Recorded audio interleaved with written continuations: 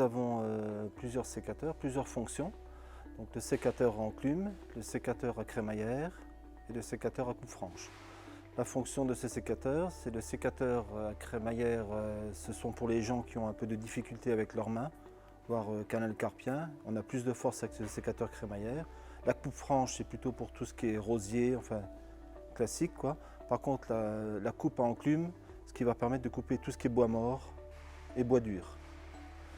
Donc la fonction, il y a une double lame, donc ce qui permet d'avoir plus de force avec ce sécateur à enclume. Nous avons chez Terragil, on a des lames en acier trempé, déjà ça. Chez Wolf aussi, les lames sont brevetées. Donc c'est un avantage au niveau qualité aussi et au niveau durée de vie.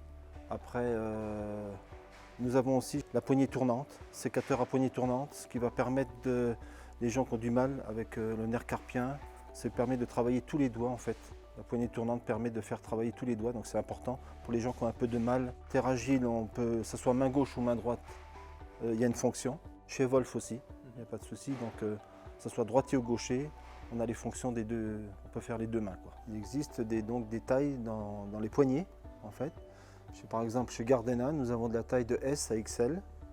Donc une dame prendra peut-être du S ou du L. Moi je prendrai du XL. Et aussi chez Fiskars, il existe aussi des tailles au niveau de la poignée qui sont un peu plus petites pour les dames ou voilà, qui ont des mains un peu plus petites. Alors bien utiliser son sécateur dans le jardin, il faut déjà que les sécateurs coupent, c'est-à-dire un bon affûtage de lame de sécateur avec tout simplement une pierre à affûter. On affûte la lame. Après, ce qu'il faut surtout faire, c'est on peut mettre du W40 sur les fonctions qui sont en manuel, quoi, on va dire. Et après, ce qu'il faut surtout, c'est désinfecter les lames. Parce que par exemple, si vous coupez un rosier qui est malade, ou un arbre qui est malade, ou une branche, il faut toujours désinfecter à l'alcool à 90 ou à l'alcool à brûler. Ce qui va permettre de ne pas contaminer les autres produits. Donc ça, c'est très important, après chaque coupe, bien désinfecter les lames de sécateur avec de l'alcool à brûler ou de l'alcool à 90. On ne doit pas le changer tous les ans. Ce qu'il faut surtout, c'est un bon affûtage au moins une fois par an.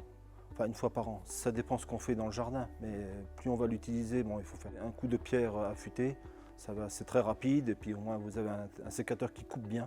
Après, ce qu'il faut surtout, c'est les fonctions qui sont un peu en mouvement, on va dire, du sécateur, bien mettre un peu de W40 pour bien que ça fonctionne, quoi.